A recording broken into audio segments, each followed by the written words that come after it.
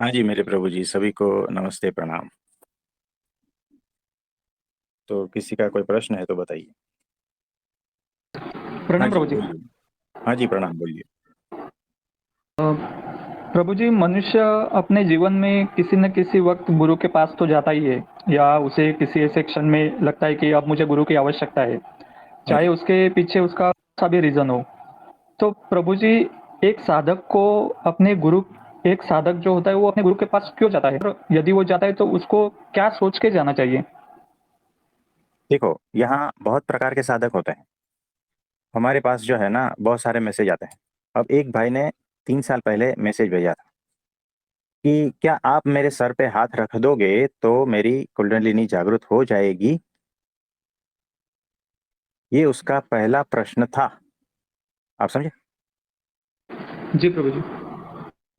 और वो भाई हमारे साथ 1 डेढ़ साल रहे। काफी सारा कुछ सत्संग में समझाया, बहुत कुछ। उसके बाद में वो भाई अचानक चले गए। फिर हमें वो जो है ना, उसका रीजन पता चला कि वो भाई यहाँ पर जो है ना, सिर्फ कुछ शक्तियों के लिए आए थे। टिक गए तो टिक गए, लेकिन उसका जो पर्पस था ना कि उसके सर पे हाथ रखना और कुंडलिनी जागृत करना या शक्तिपात करना या जो भी है। अब हम हैं मुंबई में, वो है जयपुर में, कैसे होगा। तो वो आए थे, इसीलिए आए थे, और ये हो ना पाया। और उसे लगता है कि ये जो सत्संग है ये ठीक नहीं लग रहा है, तो चले गए। यानी उसकी तलाश कुछ और थी, उसको कोई और गुरु की चल तलाश थी, और यहां से भूल से आ गए थे। ऐसा होता है। यानी उसको खुद को एग्जैक्ट पता था कि कहाँ से क्या लेना है। तो वो जो चीज है जादुई वाली, वो हम दे नहीं पाए, तो वो चले गए। उसमें उसकी भी कोई गलती नहीं है, हमारी भी कोई गलती नहीं। क्योंकि आप जो है जौहरी की दुकान पे जाओगे और कहोगे कि मुझे 5 किलो बैंगन चाहिए, तो वो देने में असमर्थ है ना। और सामने वाला समझ नहीं रहा है, तो होता है ऐसा। तो ये हो गया एक रीजन कि यहाँ पर उसके भीतर क्या चल रहा है, और वो क्यों आ रहा है, और फिर क्यों चला जा रहा है ना। ये सारा खेल है। ये एक एग्जांपल है। तो ऐसा होता है। फिर एक भाई का जो है ना, वो वो सबसे पहले जुड़े थे हमसे, और फिर वो निकल गए। हम उसको उसको साबिती चाहिए थी कि परमात्मा है। हम बहुत कोशिश की, अब परमात्मा है उसकी साबिती कैसे दी जाए, तो वो समझने को तैयार नहीं थे। वो भाई थे हरियाणा के, है ना।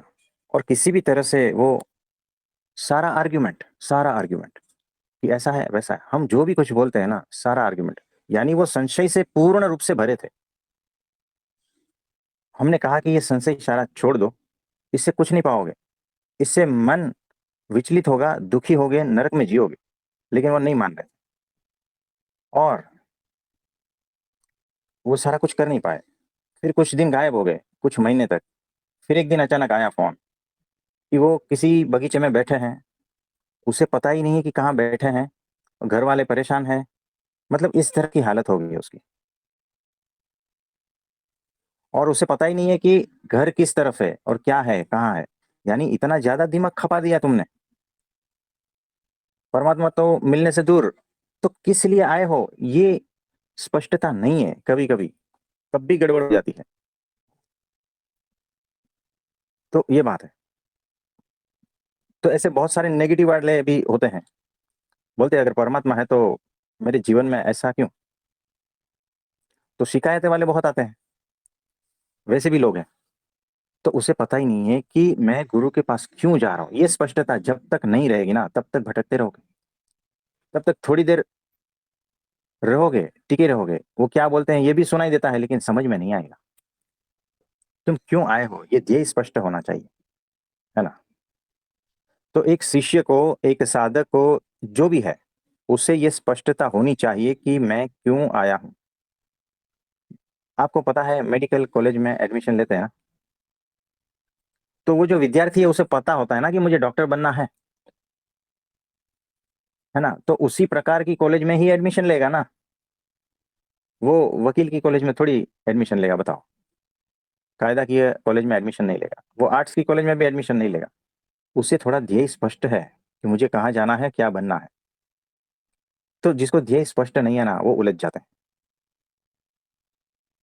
है ना। और वो जो विद्यार्थी है उसने डॉक्टरों को देखा होगा कि ऐसा ऐसा स्टेथ होता है और इस तरह से इंजेक्शन भी लगाते हैं, ऐसा बनना है। ये बात बराबर है, तुम्हें ये बनना है, लेकिन तुम जो है वकील की जो है कॉलेज में एडमिशन ले चुके हो, और फिर वहां 2 साल बिताने के बाद में तुम्हें होश आता है कि अरे यहाँ तो ऐसा कुछ होता ही नहीं है, यहाँ तो सब काले कपड़े में घूम रहे हैं, आर्ग्यूमेंट कर रहे हैं, ये सब होता है, यहाँ तो इंजेक्शन की बात ही नहीं हो रही है। 2 साल के बाद पता चलता है। यानी बेहोश में कौन है, बताओ। वही साधक प्रभु जी। है ना, साधक बेहोश में है, उसे पता ही नहीं है कि गुरु के पास क्यों जाना है, मेरा जीवन का ध्येय क्या है, लक्ष्य क्या है, ये पता ही नहीं है।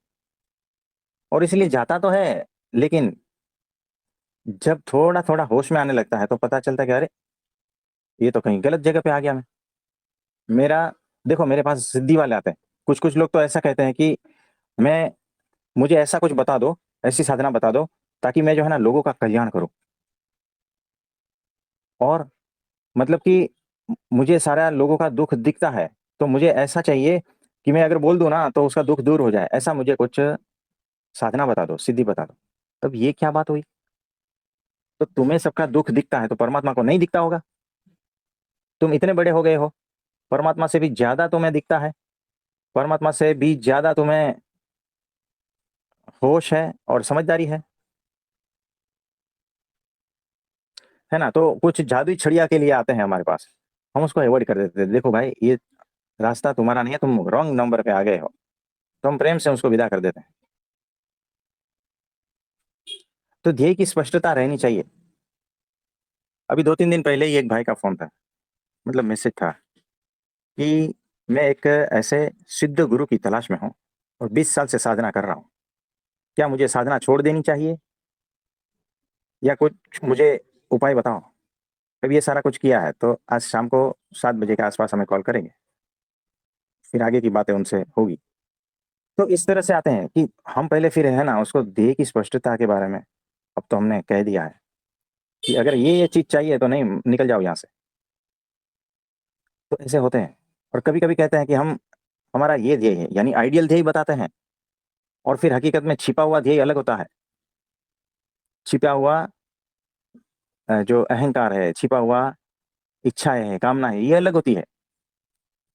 ये ऐसे बहुत सारे हमारे पास आते हैं ना, तो इस तरह से चलता रहता है। इसमें और आगे बताएंगे कुछ? प्रभु जी, ये सब सुनने के बाद ऐसे लग रहा है कि कितनी सारी प्रवृत्ति है, मतलब लोगों की अलग-अलग धारणाएँ, मान्यता लेके आते हैं। तो प्रभु प्रभु जी की ये सभी संसार की चाहत हुई, और यदि ये चाहत नहीं रहेगी या रहेगी तो वो भटक सकते हैं ना प्रभु जी, कि यही चाहत लेके यही मान्यता के साथ ही वो आ गए, तो इधर नहीं मिला तो उधर, उधर नहीं मिला तो उधर, यही करते रहेंगे ना? हाँ जी, ये होता रहेगा, इसी में भटकते रहेंगे, इसी में सड़ते रहेंगे, दुखी होते रहेंगे। ध्येय की स्पष्टता जब तक नहीं है ना, तब तक दुख है, याद रखना। तो प्रभु जी इसमें ना 2 प्रकार भी आते हैं कि कोई व्यक्ति अपने मतलब सोची समझी हुई जो रणनीति है या जो उनको चाहिए उसके लिए वो सत्पुरुष के पास जाते हैं। तो कभी-कभी ऐसा होता है कि सत्पुरुष जो उनको ज्ञान देते हैं वो सब सुनने के बाद उनका जो जिस लिए वो आए थे वो सब भूल जाते हैं और वो प्रभु में हो जाते हैं। लेकिन दूसरे व्यक्ति ऐसे होते हैं कि कितना भी समझाओ तो उनको वही चाहिए जिसके लिए वो आए हैं। मुझे इसमें ऐसा क्यों होता है कि कोई तुरंत बदल जाता है और कोई है वो एकदम अड़ी कर रहता है उसके ऊपर कि नहीं मुझे यही चाहिए, नहीं मिला तो 2 साल हो गए, 3 साल हो गए तो भी मैं दूसरी जगह पे चला जाऊंगा। तो होता है ऐसा कि कोई सिद्धि वाला आया है तो इधर नहीं मिला तो क्या करें। अब मुझे बैंगन लेने हैं और मैं जाके जवेरी के दुकान पे खड़ा हूँ, नहीं मिलेगा। और जाके कपड़ों की दुकान पे खड़ा हूँ, नहीं मिलेगा, कैसे मिलेगा? बैंगन वाले के पास ही बैंगन मिलेगा ना, तो जहां जो मिलता है वहां से मैं लूंगा ना। तो आप 10 मिनट जवेरी की दुकान के आगे खड़े हो जाते हो और फिर आप उसकी दुकान के भीतर जितना जितना सामान है चेक करते हो, है ना। तो वहां बैंगन कहीं नजर नहीं आता है, तो आपकी 10 मिनट तो गई, क्या नहीं, बताओ। वैसे ही बिल्कुल। जीवन एक गुरु से दूसरे गुरु, दूसरे से तीसरे गुरु, ऐसा चला जाता है। तो हकीकत में उसे सिद्धि चाहिए थी, है ना। तो जब तक सिद्धियों वाला गुरु नहीं मिलता तब तक वो वहां टिकेगा नहीं, कोई भी गुरु के पास टिकेगा नहीं। और जिसको परमात्मा चाहिए तो वो और किधर नहीं टिकेगा, जो परमात्मा वाला गुरु है वहीं टिकेगा। आप समझे। जी प्रभु जी। तो ऐसा है। प्रभु जी। जी। प्रभु जी, सिंपल वे में समझा जाए तो क्या खाली होके जाना, मतलब अपने विचारों, सवालों के साथ नहीं, अपनी मान्यताओं के साथ सिर्फ खाली होके जाना है, ये उचित रहेगा? देखो कैसा है कि मैं अगर भरा भरा जाऊंगा तो मैं पाऊंगा क्या, है ना। मेरी मान्यताओं को, अहंकार को, ये वो सब कुछ लेकर जाऊंगा गुरु के पास, तो मुझे पता ही नहीं कि मैं गुरु, मतलब कि इसको ध्येय की स्पष्टता नहीं है कि मुझे गुरु के पास से जाकर क्या लेना है, इतना स्पष्टता नहीं है। अगर स्पष्टता होती तो खाली जाता ना, मान्यताओं को हटा देता ना। तो इस तरह से जाना। जी प्रभु जी। प्रभु जी, अभी एक ऐसा है कि यदि वो साधक है, उसने अभी अध्यात्म की यात्रा शुरू कर दी, हम्म। और इसमें 2 है कि जो नए हैं वो भी है, और जो मतलब थोड़े पुराने हैं, उनके साथ भी ये होता है प्रभु जी, कि हाँ। उन्होंने अध्यात्म की यात्रा शुरू कर दी। अब उस यात्रा के दौरान ना किसी दूसरे साधक ने, या हम्म। कोई उन और दूसरा कोई व्यक्ति है, या कोई जिसे वो बहुत अपना मानता है, उसने कुछ बोल दिया, हम्म। और फिर अपनी मलिन बुद्धि के कारण उसको अपमान लगा, और हाँ। उसके मन में प्रभु जी ये भाव तो आ ही जाता है ना कि क्या ये अपमान सहन करने के लिए मैं आया हूँ यहाँ पे, या सबके सामने किसी ने कुछ बोल दिया तो उसको ये भाव आता है मन में कि क्या खुद को नीचा दिखाने के लिए मैं अध्यात्म में आया हूँ। तो प्रभु जी, ये सब भाव आ गए तो उसको, मतलब कैसे हैंडल करे उसको? देखो ये भाव आने हैं क्योंकि ध्येय की स्पष्टता नहीं है। हम जब हमारे गुरु के पास गए थे ना, हमारे गुरु के अलावा हमें दूसरा कुछ दिखता ही नहीं था। कौन क्या बोल रहा है, कौन कैसा कर रहा है, कौन कौन सी स्थिति में, हमें कोई नहीं, कुछ नहीं। कौन हमारा अपमान कर रहा है, कौन मान दे रहा है, ये कुछ नहीं। हमें सिर्फ हमारी दृष्टि गुरु पर ही थी। यानी किसी ने कुछ उल्टा सुल्टा बोल दिया तो उसने बोला ना, उसमें क्या है, म- मेरा ध्यान गुरु पे होना चाहिए। अगर ध्यान गुरु से हटाना, याद रखना, आपको अपमान भी लगेगा, आपको नीचा दिख रहे हो ऐसा भी लगे। पहले ये तो सोचो कि तुम गुरु के पास क्यों आ रहे हो, अपमान करवाने के लिए आ रहे हो या मान सम्मान मिलने के लिए आ रहे हो, बताओ। गुरु तुम्हें मान दे, सबके सामने तुम्हें बुलाए, तुम्हारा बखान करे, है ना, तुम्हारी तारीफ करे, इसलिए तुम आए हो क्या, बताओ। गुरु के पास किस लिए आए हो। मेरा अहंकार खत्म हो जाए, मुझे परमात्मा की प्राप्ति हो जाए, मैं ऐसा हो जाऊं, मेरी स्थिति ब्राह्मी हो जाए, ताकि मुझे चोट ना पड़े। यानी चोट पड़े तो भी उसकी असर ना हो, इसीलिए मैं आया था। मेरा मतलब ये मेरा ध्येय था। तो किसी ने मेरा अपमान कर दिया तो चोट पड़ी तो मैं व्याकुल हो गया, यही हुआ ना। जी प्रभु जी। मतलब मेरे ध्येय की स्पष्टता नहीं है कि मैं यहाँ अहंकार खत्म करने के लिए आया हूं या अहंकार को बढ़ाने के लिए, इतना मुझे होश नहीं है, और इसीलिए मैं विचलित होता हूँ, है ना। मुझे एक बात बताओ, तुम गुरु के पास जाते हो तो वो तुम्हें सम्मान देगा, गाली देगा, मारेगा, पीटेगा, जो भी करेगा, तो तुम अहंकार को पोषण देने के लिए आए हो या अहंकार को हटाने के लिए। अहंकार को हटाने के लिए प्रभु जी। अहंकार को हटाने के लिए जितने भी हथकंडे हैं गुरु को अपनाना पड़ेगा। क्या मैं उसके लिए रेडी हूं। चेक करो ना। देखो कैसा है, हॉस्पिटल में जाते हैं और पेट में हो गई है गांठ, अब उसका इलाज करवाना है, डॉक्टर ने कहा ऑपरेशन करना पड़ेगा। तो ये बोलता है कि देखो, वो जो सामने के बिछाने पे हॉस्पिटल में पड़ा है ना, उसको तो तुम ऑपरेशन कर नहीं रहे हो। डॉक्टर बोलता है देखो बेटे, उसको बुखार है, बुखार में ऑपरेशन कौन सा करेंगे। लेकिन तुम नहीं समझते, तुम कहते हो कि वो बेड नंबर 3 है, वो वॉमिटिंग कर रहा है, उसको तो तुम ऑपरेशन नहीं कर रहे हो। डॉक्टर कहता है देखो बेटे, वॉमिटिंग है, दवा देंगे, इंजेक्शन देंगे, ठीक हो जाएगा, उसमें ऑपरेशन की कोई बात नहीं है। फिर वो बोलता है कि देखो, ये 10 नंबर वाला जो बेड का है ना, वो दिन में 4 बार जुलाब करता है और उससे मुझे परेशानी होती है। तुम उसको हॉस्पिटल से निकालो या तो मुझे हटा दो। डॉक्टर बोलते हैं देखो ये तो हॉस्पिटल है, यहाँ तो सभी प्रकार के दर्दी आते हैं, है ना? होता है क्या नहीं बताओ? तो किसी का जुलाब देखकर तुम व्यथित हो जाते हो, तुम किसी की उल्टियां देखकर व्यथित हो जाते हो, और तुम कहते हो कि मुझे ऑपरेशन नहीं कराना है। क्यों? अरे क्योंकि मुझे सुई लगेगी, और ये मैं मुझे बर्दाश्त नहीं है बिल्कुल। अरे भाई सुई भी लगेगी और कैंची भी चलेगी और वो नाइफ भी चलेगी, सब कुछ चलेगा अगर ऑपरेशन करवाना है तो बोलता है कि नहीं नहीं नहीं, ऐसा ऐसे ही कर दो आप ऑपरेशन, बिना कुछ लगाए। तो बिना कुछ लगाए होगा नहीं, तो डॉक्टर उसको क्या बोलेगा बताओ? कि तुम्हें तुम्हारा ध्येय स्पष्ट नहीं है। तुम्हें तुम्हारा ध्येय ये होना चाहिए कि चाहे कुछ भी हो जाए ये गांठ को निकाल के रहूंगा, तब मैं ठीक हो जाऊंगा। वैसे ही अहंकार की जो गांठ भीतर पड़ी है, तुम कहते हो मुझे निर्दोष कर दो, मुझे अहंकार से मुक्त कर दो, इस शब्दों में कहने के लिए है। और जिस दिन वो छुरी और कैंची सब चलने लगेगी ना, ऐसे भागोगे ऐसे भागोगे, अहंकार को बचाने के लिए इतने तड़पोगे, परमात्मा की तड़प साइड में छूट जाएगी, अहंकार को बचाने की तड़प पहले उठेगी। समझ रहे हो? तुम्हारा ध्येय क्या है? तुम किस लिए गुरु के पास आए हो? नहीं मुझे कुछ होना नहीं चाहिए, मुझे चार लोगों के सामने अपमान नहीं चाहिए, क्या मैं अपमान सहने के लिए आया हूं यहां पर? तुम इस प्रकार की आर्ग्यूमेंट करते हो। तुम्हें होश भी है क्या तुम किस लिए आए हो? हम तो कह रहे हैं कि असली होश यही है कि तुम किस लिए आए हो और क्या कर रहे हो, और किस लिए आए हो यही तुम्हें पता नहीं है। हम बार बार कह रहे हैं कि तुम ब्राह्मी स्थिति को उपलब्ध होने के लिए आए हो। ब्राह्मी स्थिति में यह होता है कि कोई भी आपका अपमान करे, गाली दे, तो भी आपके भीतर परमाणु नहीं हिलने चाहिए। तो उसकी टेस्टिंग तो होनी चाहिए ना, कि तुम वो स्थिति में हो या नहीं। तो नहीं, मुझे ये सब कुछ नहीं कराना है। मैं अपने अहंकार को बचा कर चला जाता हूं। तो तुम्हें ये भी पता नहीं है कि तुम क्यों आए थे। आप समझ रहे हो? ये होता है साधक की दशा। तो जिस दिन साधक गुरु से आर्गुमेंट करने लगता है ना, समझना वो संबंध खत्म हो गया है। वो गुरु शिष्य का संबंध ही नहीं रहा। ये सूत्र है, लिख लेना।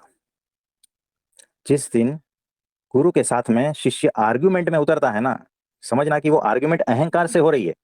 वो अहंकार को मिटाने के लिए नहीं आया था, वो बेहोशी में अहंकार को बढ़ाने के लिए आया है। इस बात का उसको खुद को होश नहीं है।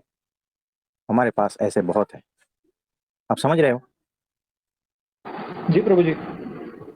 ये एग्जैक्टली है, सूत्र लिख लेना। जिस जी। दिन शिष्य गुरु के सामने आर्गुमेंट में खड़ा हो जाता है ना, उस दिन वो शिष्य मिट गया, समझना। यानी उसमें अभी शिष्यत्व नहीं है। उसका सारा जो कुछ है ना, कंट्रोल अहंकार ने ले लिया। वो अब अनंत जन्म तक भटकेगा। क्योंकि जिसने शिष्यत्व को छोड़ दिया ना, कुछ नहीं पाएगा, याद रखना। थोड़ा बहुत समझ में आ रहा है? जी प्रभु जी। प्रभु जी, लेकिन अ, मतलब कि यदि शिष्य ने गुरु के साथ आर्गुमेंट की, यदि वो हम्म। माया के चक्कर में आ गया या कोई भी रीज़न हो, उसे नहीं पता प्रभु जी, तो हम्म। यदि ऐसे उसने 1-2 बार कर दिया, हाँ। तो वो नाता प्रभु जी परमानेंटली खत्म हो सकता है, वो वापिस मतलब अपने ओरिजिन पोज़ीशन पे नहीं आ सकता है? देखो वो जो है ना, वो नाता परमानेंटली खत्म हो सकता है अगर वो बेहोश है तो। अगर होश में आ गया तो बात कुछ बन सकती है। अगर वो बेहोशी में रहा और सतत आर्ग्यूमेंट में रहा, उलझता रहा, तुम जहां मुक्ति समझ रहे हो वहीं बंधन बढ़ा रहे हो। कुछ समझ में आ रहा है? तुम जहां होश सीखने के लिए आए थे वहां बेहोश हो रहे हो। तुम जहां अहंकार गिराने के लिए आए थे वहां तुम अहंकार को बढ़ा रहे हो। ये तुम्हें पता नहीं है। बहुत नाजुक मामला है ये। प्रभु जी, मतलब इसमें ये है कि गुरु होश में लाने की कोशिश करते हैं, लेकिन उसे होश में आना ही नहीं है। तो इसके लिए हम्म। फिर गुरु भी उसका साथ छोड़ देते हैं। क्या ये इसको इस तरह से ले सकते हैं? देखो गुरु साथ नहीं छोड़ते, वो वेट करते हैं। 12वीं का एग्जाम है ना? साइंस का पेपर है, फिजिक्स का। और वो जो लड़का है सोया है, सुबह में उसकी माँ उसको जगाती है, बेटे जल्दी उठ, थोड़ा सा रिवीजन करना है, थोड़ा बाकी रह गया था, और मैं नाश्ता तैयार कर रही हूँ, तू फटाफट रिवीजन करके एग्जाम देने के लिए जा। है ना? माँ को होश है, गुरु को होश है, इसीलिए वो उसको जगाता है। और एक दो बार जगाता है, लेकिन वो जागता नहीं है, तो थोड़ा सा जोर से जगाता है। माँ उस बच्चे को थोड़ा जोर से जगाती है। उसमें इसने इस तरह से लिया, ये 12वीं का स्टूडेंट अपनी माँ की इस हरकत को इस तरह से लिया कि तूने मेरा अपमान किया है, तूने मेरे को जोर से क्यों झकझोरा। और वो खड़ा हो जाता है वहीं, और बाजू में जो लाठी पड़ी है ना, उससे अपनी माँ को पीटने लगता है। इतना उसको गुस्सा आता है। सिचुएशन देख रहे हो आप? बिल्कुल प्रभु जी। एनालिसिस कर रहे हो? जी। अब मुझे बताओ, ये जो लड़का है ना, ये माँ को पीटता है और फिर से सो जाता है कि अब तो मैं जाऊंगा ही नहीं, चाहे कुछ भी हो जाए। यानी ये क्या हुआ? अब सिचुएशन कैसा हो गया? प्रभु जी, उसने खुद का नुकसान कर कर लिया इसने। हाँ, बेहोशी में खुद का नुकसान कर लिया है, और चेष्टा को उसने, माँ की इससे उठाने की चेष्टा को उसने गलत तरीके से अहंकार के साथ जोड़ दिया कि तू आज तक मुझे जोर से उठाती नहीं थी, आज इतना जोर से क्यों उठा रही हो? तू मेरा अपमान करके उठा रही हो, जगा रही हो, मैं जागूंगा ही नहीं। चोट लग गई अहंकार को बड़ी, कि माँ ने आज तक जो है ना, इतने जोर से झकझोर कर उठाया नहीं है। माँ को पता है इसका 12th का एग्जाम है, अगर नहीं गया तो छूट जाएगा, साल बर्बाद हो जाएगा। गुरु कहता है इसको इस तरह से नहीं अगर मनाया ना, इस तरह से झकझोरा नहीं, तो इसका जन्म खत्म हो जाएगा, अगला जन्म। माँ को पता है, गुरु को पता है, शिष्य को पता नहीं है। शिष्य अगर गुरु की इस चेष्टा को अहंकार पूर्वक ले लेता है ना, वहीं उसकी पनौती लग जाती है, उसका पतन वहीं से शुरू हो जाता है। वो शिष्य का और गुरु का रिलेशन खत्म हो जाता है, वो माँ और बेटे का रिलेशन खत्म होने लगा अभी। माँ को पीटा, उसका असर क्या होगा अभी? है ना? कुछ समझ में आ रहा है? जी प्रभु जी। थोड़ा होश में आओ ना, चेक करो ना, और इस पर चिंतन मनन करो कि तुम क्यों आए हो गुरु के पास। अपना मान सम्मान बढ़ाने के लिए? चार लोग तुम्हें पूछे इसलिए आए हो? पहले ध्येय स्पष्ट होना चाहिए कि मेरा ध्येय ये है, इसीलिए मैं गुरु जी आपके पास आया हूं और आपको समर्पित हूं। ये तक बोलते हैं, शब्दों में बोलते हैं आपको समर्पित हूं, थोड़ा सा उंगली हिलाया ना, नहीं, ऐसा हमें चाहिए ही नहीं, ऐसा गुरु नहीं चाहिए हमें। हमें तो अपनी मान्यताओं को मजबूत करे ऐसा गुरु चाहिए। हमें तो अपने अहंकार को मजबूत करे ऐसा गुरु चाहिए। तुम पहले ही बता देते, है ना? तो इसमें समर्पण का कोई बात ही नहीं आता। समर्पण किसको कहते हैं ये तक पता नहीं है, सिर्फ शब्दों में सुना है तो शब्दों में बता दिया, हे गुरुदेव आपके चरणों में समर्पित हूं। अब ऐसे रोज हमें मैसेज आते हैं सुबह सुबह। जिस दिन इसका समर्पण का टेस्ट लिया जाएगा ना, भाग जाएंगे। तो जब तक हम कुछ बोलते नहीं, जब तक हम पैम्परिंग करते रहते हैं ना, तब तक ये सारे शब्द हमारे पे आते हैं व्हाट्सएप पे। है ना? जिस दिन थोड़ा इधर उधर हिलाया ना, ये अहंकार ही कहता है कि मुझे समर्पण करना है, और अहंकार ही जो है ना, तुरंत पासा पलट देता है, बाजी पलट देता है। तुम कौन से चुंगल में फंसे हो ये भी पता नहीं है, तुम्हें अपने जीवन में क्या चाहिए ये भी पता नहीं है, इतने बेहोश हो चुके हो और गुरु को गालियां दे रहे हो। प्रभु जी, अभी आपने ये जो कहा, तो आपने जो पहले हमें सिखाया है वो बात याद आ गई कि जैसे बीज को धूप नहीं चाहिए, उसको ऐसे ही सेफ वे में खिलना हाँ, है नहीं ना? खिल पाएगा, सड़ जाएगा। है ना? देखो, बीज कहता है मुझे पानी पानी नहीं छूना, बीज कहता है मुझे जमीन में भी नहीं गाड़ना, बीज कहता है मुझे धूप से बचाओ। है ना? और फिर वो ये भी कहता है कि मैं तुम्हारे पास आया हूं पूर्ण समर्पित होने के लिए। समर्पित होता है उसको ना, ऐसा शब्द डिक्शनरी से निकाल देना चाहिए। गुरु ये कहता है हाँ जी, गुरु वो कहता है हाँ जी। ना, जिस दिन शिष्य ने ना कहा ना, उस दिन वो शिष्यत्व मिट गया, याद रखना।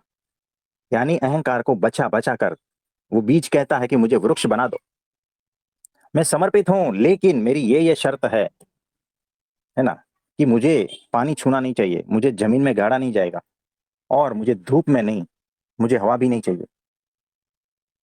उसको डब्बी में पैक करके 2 साल रख दो, सड़ जाएगा। तुम तुम्हारी शर्तों पर गुरु के पास आते हो। कुछ समझ में आ रहा है तुम कैसे बेवकूफ हो? इसमें गुरु क्या कर लेगा बताओ? तुम्हारी पहले ये शर्त जो है उस पर 4-5 साल काम करना पड़ेगा। नहीं, मुझे अभी का अभी वृक्ष बना दो। तुम कितने बेवकूफ हो बताओ? थोड़ा बहुत समझ में आ रहा है क्या मुकेश भाई आपको? बिल्कुल प्रभु जी। तो यही खेल चल रहा है। मेरे अहंकार को एक छोटा सा टक्कर भी नहीं होना चाहिए, उसको एक टोचा भी नहीं पड़ना चाहिए, और मेरे अहंकार को गिरा दो। मैं आपकी शरण में हूं, लेकिन मेरे अहंकार को जरा सा ठेस पहुंचना नहीं चाहिए। ये शर्तों के साथ में तुम आते हो गुरु के पास, मुझे अहंकार से मुक्ति चाहिए। वो 20 साल से अहंकार से मुक्ति चाह रहा है, वो साधना कर रहा है। आज शाम को उनसे बात होगी तो हम देखते हैं किस तरह का साधना कर रहा है, किस तरह से अहंकार से मुक्ति चाहता है। आपके श्री चरणों में समर्पित हूं, ये सिर्फ शब्द है, हमें पता चलता है। हम क्या इतने बेवकूफ है क्या? हमें किसी के शब्द नहीं पता चलते? 2-2 साल से इस प्रकार के शब्द हम रोज सुनते हैं, फिर भी कुछ बोलते नहीं है, कुछ भी नहीं। हमें पता है ये किस प्रकार का समर्पण की बात हो रही है। प्रभु जी, इसमें यही भाव हुआ ना कि अहंकार से मुक्ति खुद के अहंकार को बचाते हुए चाहिए। हाँ, यानी मेरे अहंकार के जो जितने बीज है ना उसको मैं संभाल के रखूंगा। तुम मेरे अहंकार की फसल ले लो, लेकिन बीज बीज तो मैं मेरे पास रखूंगा, क्योंकि पता नहीं कब जरूरत पड़ेगी उस बीज में से नया अहंकार पैदा करने की। तो हे गुरु, ये मेरी फसल जो है ना अहंकार की, ये आपके चरणों में समर्पित है, लेकिन ये अहंकार के जो बीज है ना वो तो मैं अपने पास तिजोरी में रखूंगा। कुछ समझ में आ रहा है? जी प्रभु जी। बस शिष्य इसी तरह के होते हैं। हमारी नजरों से कोई बच नहीं तक सकता है ना, उसके भीतर तक हम झांक के देख लेते हैं। 5 मिनट बात करते हैं ना, हमें पता चल जाता है कि कहाँ खड़ा है ये। जैसे एक पानी का बूंद हथेली में लेते हो और उस बूंद को किस तरह से देखते हो, वैसे हम सबके माइंड देखते हैं एक साथ। अनंत माइंड देखते हैं, अनंत शिष्यों को देखते हैं एक साथ। तो कौन से शिष्य कहाँ कैसी तरह सी हरकतें करते हैं, उसे तो यही लगता है कि गुरु जी चुपचाप है तो उसको कोई पता ही नहीं है ना। गुरु जी सिर्फ प्रार्थना करते रहते हैं, आशीर्वाद देते रहते हैं और बस आंख बंद करके बैठे रहते हैं। ये हालत है। आप समझ रहे हो? जी। सारी हरकतें पता होती है हमें, कौन कहाँ नाच रहा है ना, किसके भीतर कितना अहंकार है। और उसके शब्द में वो इतना बेहोश है ना, उसे पता ही नहीं है कि मेरे शब्द कहाँ है और मेरा वर्तन कहाँ है। मेरे एक एक्शन में मेरा अहंकार दिख जाता है, और मेरे शब्द में कितना भी बचाऊं तो कभी कभी दिख जाता है। और मेरे शब्द इतने एकदम मुलायम, फूलों से भरे, है ना, सितारों से भरे भरे, है ना, इतनी मिठास से भरे भरे, ऐसे मेरे शब्द है। और मेरा वर्तन तो आपके शब्दों पे कभी नहीं जाता है, आपके वर्तन पे जाता है। और वर्तन भी नहीं है तो आपके भीतर तक घुस के देख लेता है गुरु, याद रखना। जी प्रभु जी। आपको कुछ अंतर्दृष्टि हो रही है, आपको किस प्रकार का शिष्य बनना बिल्कुल प्रभु जी। प्रभु जी, है एक ना। बात तो अभी अभी आपने जो भी हमें बताया है तो उससे एक बात समझ में आ रही है कि अहंकार को हटाने के लिए गुरु हथकंडे अपनाते हैं, लेकिन उसे ना गलत वे से हम लोग लेते हैं और फिर खुद के अहंकार को बढ़ाते हैं और इसमें खुद का ही नुकसान करवाते हैं। तो ये एक बड़ी सीख मिल गई प्रभु जी आज। हाँ जी, यही होता है, क्योंकि अहंकार खुद को मिटाना भी चाहता है और खुद को बचाना भी चाहता है। ये अहंकार की गेम के ट्रैप में आप फंस जाते हो, और इसीलिए सारा जन्म मरण का चक्कर है, याद रखना। अब तक तुम अनंत गुरुओं के पास जाकर आए हो अनंत जन्मों में, लेकिन हर बार तुम्हारा अहंकार बीच में आ गया है। नहीं तो जो दृढ़ निश्चय है कि मुझे यहाँ अहंकार खत्म करना है, तो कब के आप छूट चुके होते। आप समझे, कब के आप मुक्त हो चुके होते। कुछ समझ में आ रहा है। जी इसी तरह से है। प्रभु जी, आपसे निवेदन है कि हमें ना इस ट्रैप से निकालिए। देखो कैसा है, हमारे पास ऐसे भी आता है, जब हम इसी प्रकार की बात करते हैं ना, तब हमें ऐसे कहते हैं कि आप हमें किसी भी तरह से धो सकते हो, हमारी परवाह मत करना, हम अगर भाग जाए तो हाथ पकड़ के रखना, बांध कर हमें मारना, हम उसके लिए तैयार हैं। और जिस दिन आप भागने लगते हो, हम बांधने लगते हैं ना और अपमान करने लगते हैं ना, उस दिन भाग जाते हो, उस दिन गाली गलौज करते हो, रस्सी को छुड़ा तुड़ा के भागते हो। आपको समझ में आ रहा है, यानी मैं क्या चाहता हूं ये मुझे ही पता नहीं है। जब तुम थोड़े से होश में आते हो तो कहते हो गुरुजी हमें छोड़ना मत, चाहे हम कुछ भी कर ले, लेकिन आप जो है ना हमें धोकर शुद्ध करना। ये उसका, जब दारू के नशे में नहीं होते ना तभी का स्टेटमेंट है। और जब दारू के नशे में होता है ना, क्या हम इसलिए आए थे तुम्हारे पास कि चार लोग हमारा अपमान करें आप देखते रहो, इसलिए आए थे क्या? ये दारू के नशे में बोल रहे हो तुम? कुछ समझ में आ रहा है? तुम भागने की कोशिश कर रहे हो, तुम्हें अहंकार बचाना है। गुरु को कितना कष्ट होता होगा, सोना सोचो ना, कितना कष्ट। तुम कभी ये बात बोलते हो, कभी वो बात बोलते हो, तुम्हारी कौन सी बात पे हम टिके बताओ। कुछ समझ में आ रहा है? जी प्रभु जी। तो इसीलिए हमारे पास जितने लोग आते हैं ना, उसको जिस प्रकार से नाचना होता है ना, नाचते रहते हैं, नाचते रहते हैं। हम सिर्फ उसके लिए प्रार्थना करते हैं और आशीर्वाद देते रहते हैं। जिसको जितना दिन नाचना है नाच लेते हैं, जिस प्रकार से नाचना है नाच लेते हैं। जिस प्रकार से दारू पीकर गाली गलौज करते हैं, आपने देखा होगा महाराष्ट्र में होता है, मुंबई में खास, दारू पी के गाली गलौज करते हैं, कुछ भी बोलते हैं, रास्ते पे उसे पता ही नहीं होता कि क्या बड़बड़ाए जा रहे हैं, है ना। और कौन कितने लोग उसका मजाक उड़ा रहे ये तक पता नहीं होता है। और फिर जब थोड़ा सा होश में आता है और एक आध जन ने किसी ने कह दिया ऐसा, ये मेरा अपमान कर रहा है, ये मुझे गाली दे रहा है, अरे भाई तुम खुद तो सोचो तुम कैसे हो, तुम दारू पी के क्या करते हो, कुछ नशा उतर जाता है तो तुम ऐसी हरकतें करते हो, है ना। तो कभी नशे में, कभी होश में, इस तरह से तुम्हारा बिहेवियर है। अब गुरु को कितनी मुश्किल होती होगी। आप उस औरत का, देखो हमने बहुत सारे देखे हैं ऐसे घर में, उस औरत का जरा ख्याल करो ना, वो अपने पति को, जो दारू पीता है डेली, उसको झेल रही है। कभी उसका पति आता है मारपीट करता है, ये करता है वो करता है ना, यानी वो होश में नहीं है, कुछ कुछ गाली गलौज देता है कि ये करता है, कुछ ना कुछ उटपटांग हरकतें करता रहता है। कभी कभी वो आइसक्रीम ला के खिलाता है।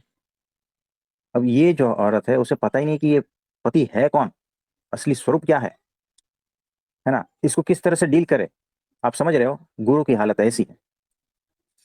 वो कौन से एंगल से पकड़े शिष्य को, तुम इतनी उटपटांग हरकतें करते हो, तुम कब ये नाच गाने से थकोगे।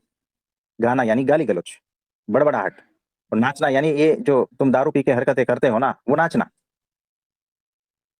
यानी यहाँ पर हर शिष्य जो है ना दारू पीकर नाचता है, याद रखना, गुरु के सामने वो नाचने देता है। कब थकोगे? तुम थोड़ा तो होश में आओ, तुम थकते ही नहीं हो, रोज दारू पीते हो, रोज होश बेहोशी का चक्कर चलता रहता है। और कुछ पूछोगे? प्रभु जी, फिर इसमें मतलब ये कर कौन रहा है? मतलब मन खेल रहा है या एग्जैक्टली क्या हो रहा है अंदर? क्योंकि एक एक वे से हम लोग कह रहे हैं कि आपको जो हमारे साथ करना है वो कीजिए, मैं समर्पित हूँ, मैं भाग रहा हूँ तो आप मुझे पकड़ के मारिए वगैरह। और जब भी आप वैसा करने लगते हो तो फिर उसका बुरा भी लगता है। तो फिर हाँ, ये खेल कौन रहा है?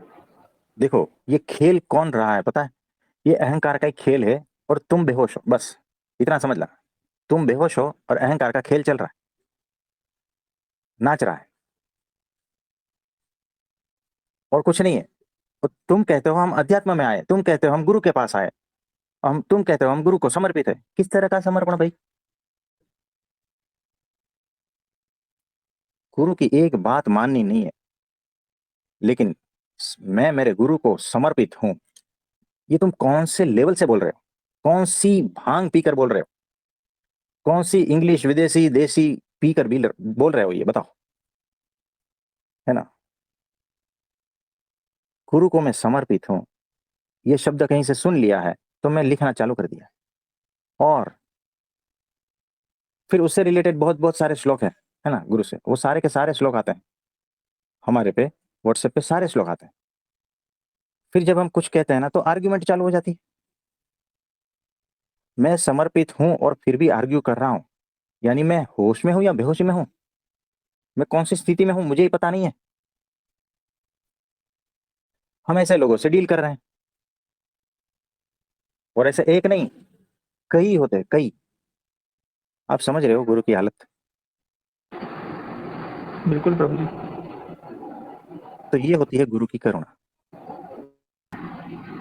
प्रभु जी, इसमें ऐसा भी हो सकता है ना कि गुरु कुछ बोल नहीं रहे हैं तो हमें ऐसा लगता है कि हम जो कर रहे हैं वो सही है, मतलब सही वे में हम जा रहे हैं, सही समर्पण हमारा हो रहा है। ऐसा भी होता है, लोग अपने हिसाब से ही लेते हैं ना। अहंकार अपने को राजा समझता है और गुरु को नौकर समझता है।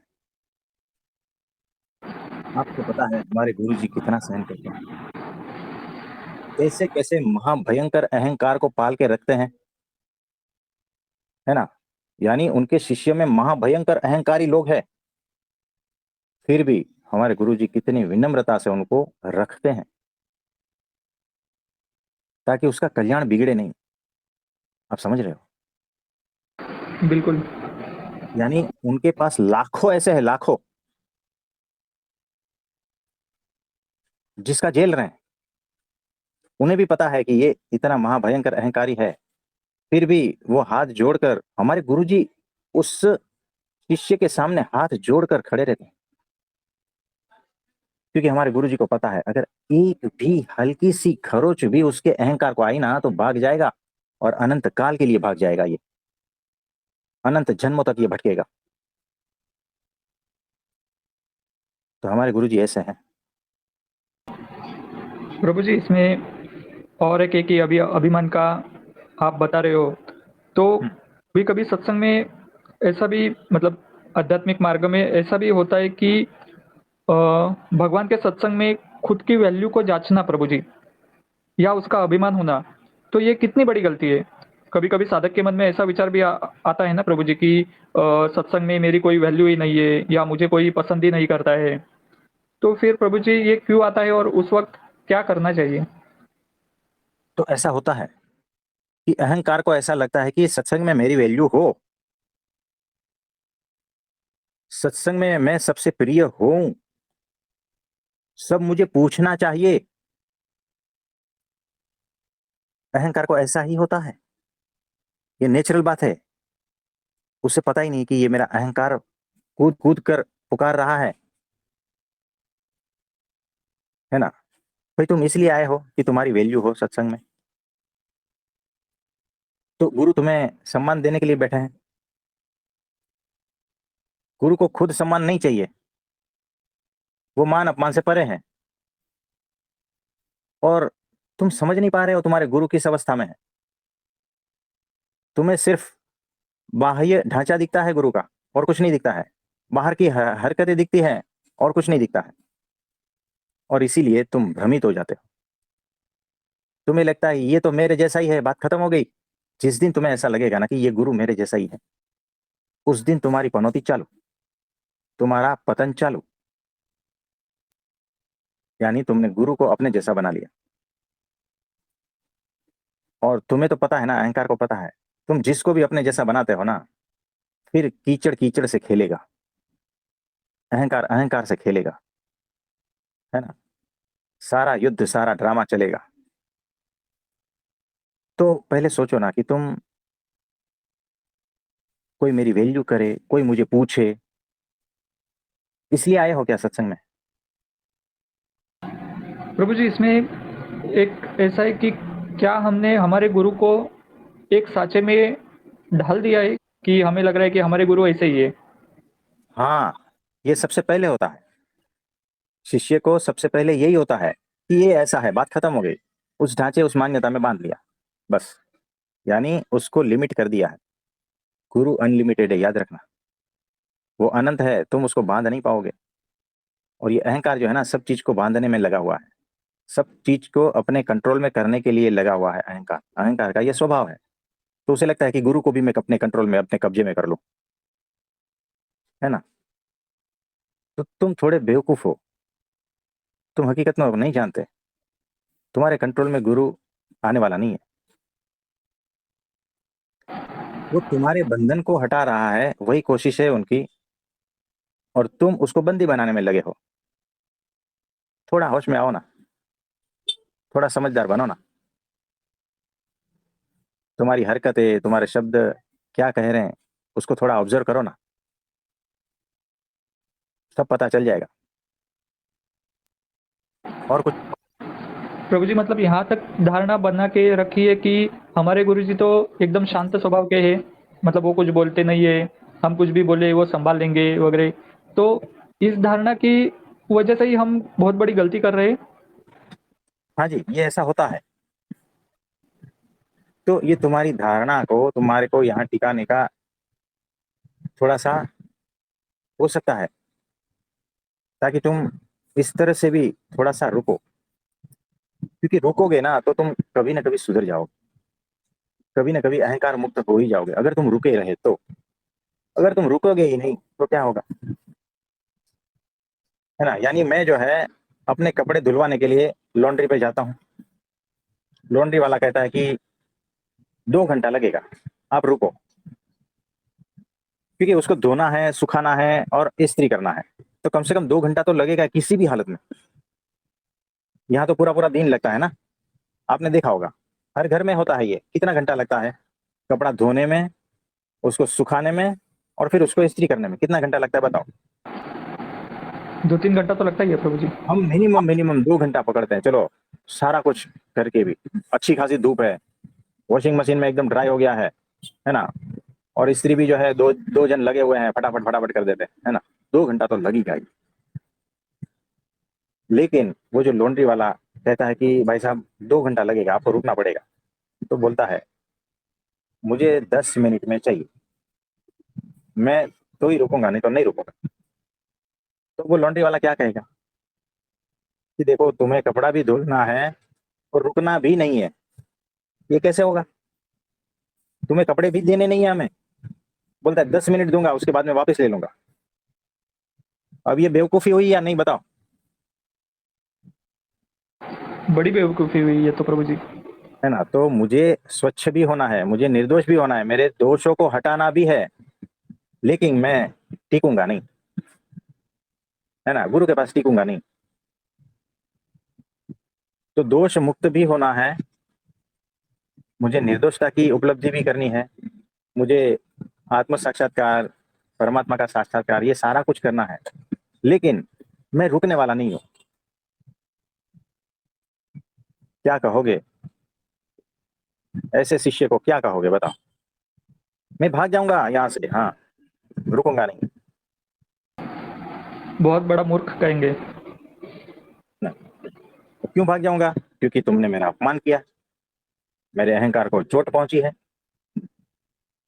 तुमने मुझे कहा कि तुम क्रोधी हो, क्या मैं क्रोधी हूं, मेरे शब्द दिखा रहे हैं, मेरे शब्द, मेरा टोन दिखा रहा है, क्या मैं क्रोधी हूं बताओ। बताओ मुकेश भाई, मैं क्रोधी हूं क्या। इस टोन में तो प्रभु जी लग रहे हो। फिर भी मुकेश भाई कहते हैं हाथ जोड़ के, नहीं आप क्रोधी नहीं हो। आप समझे। जी प्रभु जी बिल्कुल। यानी मैं कैसा हूं मुझे पता ही नहीं है, लेकिन मुझे क्या चाहिए ये मुझे पता है, लेकिन हरकतें मेरी वैसी नहीं।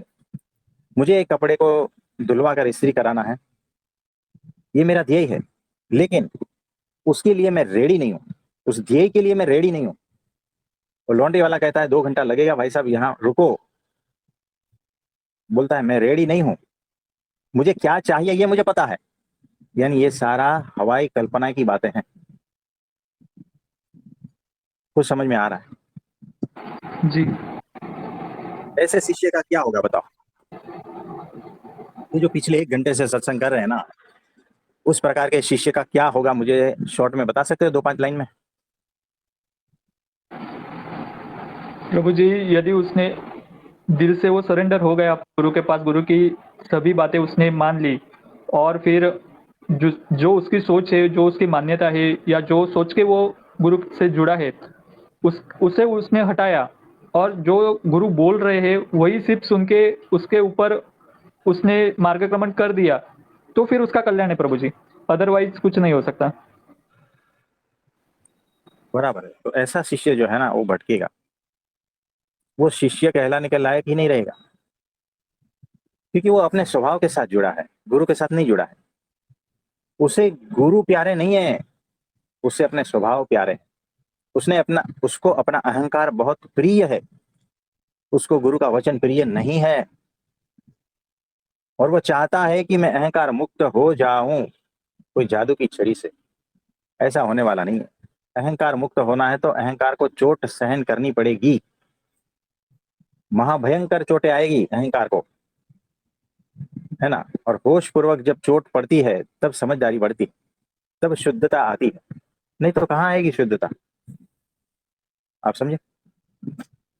जी प्रभु जी, इसमें एक बात ये भी है ना कि प्रैक्टिकल के वक्त ये सभी बातें याद होनी चाहिए कि जब भी हम लोग अभी हम सुन रहे हैं तो ऐसा लगता है कि हाँ ठीक है ऐसा ही होना चाहिए वगैरह, लेकिन जब भी प्रैक्टिकल का वक्त आता है, सामने से कोई अपमान कर रहा है, उस वक्त में हमें ये बातें याद रखनी है अपने गुरु की, और अकॉर्डिंग टू दैट उसके ऊपर काम करना है उस वक्त हमें। तो ये सबसे बड़ा इम्पोर्टेंट है ना। हाँ जी, एग्जैक्टली। तो होश पूर्वक वो बातें तुरंत तुरंत सामने आनी चाहिए कि ऐसा सिचुएशन आया है, अब क्या करें। तो बेहोशी पूर्ण रिएक्शन ही आएगा, तुम बेहोश हो उसी तरह से आएगा, जानवरों की तरह। तुम इसे समझ ही नहीं पाए, गुरु के साथ में रहते हुए भी तुम इसे समझ नहीं पाए, है ना। बुद्ध के पास में आनंद जो है ना 40 साल तक रहा। बुद्ध की वजह से दूसरे लोग आत्मज्ञानी और बुद्धत्व की उपलब्धि हो गई उनको, लेकिन ये जो है ना आनंद, वो नहीं हो पाया, क्योंकि आनंद सबसे नजदीक था, है ना। तो भगवान ने तो कह दिया था कि मेरे होते हुए तुम्हें नहीं होगा, क्योंकि उसे पता है कि इसके भीतर आवरण कौन सा है, कि अत्यंत नजदीकी गुरु से वो भी एक आवरण है, याद रखना। क्योंकि अहंकार जो है ना गुरु को फिर अपने जैसा मानने लगता है, अत्यंत नजदीकी का ये परिणाम होता है। आप समझे।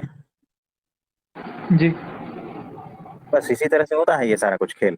अहंकार के खेल को समझो, होश पूर्वक समझो कि ये हो क्या रहा है ना। और फिर अपने ध्येय को स्पष्ट करो कि मैं किस लिए आया हूं, अहंकार को मिटाने के लिए आया हूं, और मैं कर क्या रहा हूं, अहंकार को बढ़ाने में लगा हुआ हूं। चेक करो। आप समझे ना। तो बाकी के कोई प्रश्न रहेंगे ना तो हम कल ले लेंगे, ठीक है। अभी समय हो गया है। तो आप जी सभी प्रभु जी। को बहुत बहुत वंदन करते हैं, और सभी के जीवन में होश आए अपने अहंकार को पहचानने का, ऐसा भगवान से प्रार्थना करते हैं। धन्यवाद प्रभु जी। हाँ जी। सभी को बहुत बहुत आशीर्वाद है।